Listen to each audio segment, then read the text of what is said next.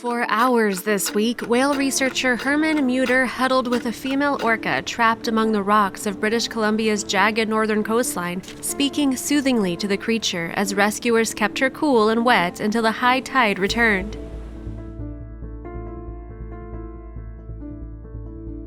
Mr. Meuter says the whale cried out, stirring the emotions of those gathered to watch the drama. But because it was just me and the whale for the first couple of hours, it just felt good to talk to her a little bit and give her some comfort I was able to give her, he said. He recalled it all Thursday, a day after the 8-hour incident drew about 15 First Nations Gitga'at residents of Hartley Bay and others after word spread that the whale was stranded because Mr. Meuter suspects it made an error as it went after a seal. There was no way to physically move the 4 to 5 ton whale, so the volunteers consulted experts by phone and used common sense. They reduced the number of people close to the whale to avoid distressing it, and they poured seawater onto blankets on the whale to keep it cool. Whenever she was crying out to her family, I would tell her that everything was going to be okay. I was just trying to comfort her, said Mr. Meuter, who has spent about 15 years in the area studying whales with his partner, Janie Ray, as co-founders of the Cetacea Lab. Bettina Sayer, Ocean's vice president for the World Wildlife Fund Canada, happened to be in the area. We were watching from a boat close to the stranded orca. It was heartbreaking to hear the vocalizations. The whale was vocalizing distress calls, and it was a very emotional experience, she recalled in an email. Marvin Robinson, a counselor with the Hartley Bay Band, heard about the situation on a marine radio and came with about 6 other community members in one boat. The 47-year-old said he had come close to orcas in his boat, but never as close as in this week's incident.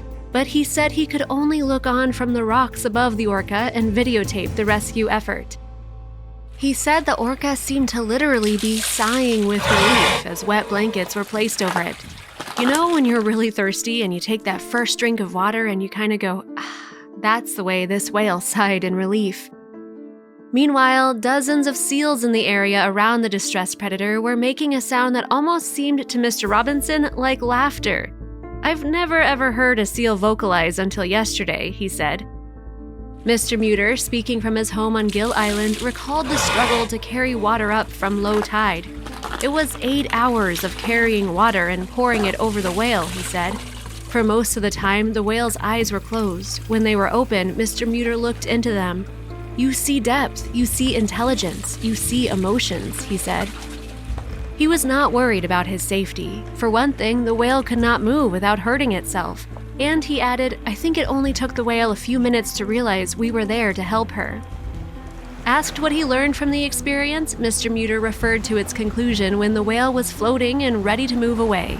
She was not trying to rush herself off the rock, he said. She was really negotiating which way she would go. She would go backward a little bit, forward a little bit, and then she would try to go sideways, all very calmly, very slow. After about 45 minutes, the whale was on her way, leaving Mr. Meuter, who once helped get a stranded dolphin off a beach to hope he never goes through a similar experience again. Too distressing for the animal, he said. He believes the whale was part of a group seen annually in the region, one tracked by researchers. What we hope for, he said, is if we see her whole family again, she is alive and well, and she can live a normal life from now on.